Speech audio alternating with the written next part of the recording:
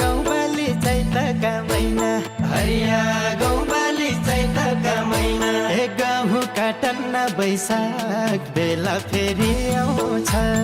जोबन आउँदैन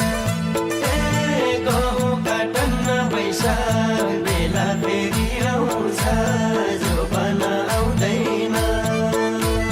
धन पैसा भन्नु हातको मैलो धन पैसा भन्नु हातको मैलो ए परानी भयाला बेला फेरि आउँछ जोबन आउँदैन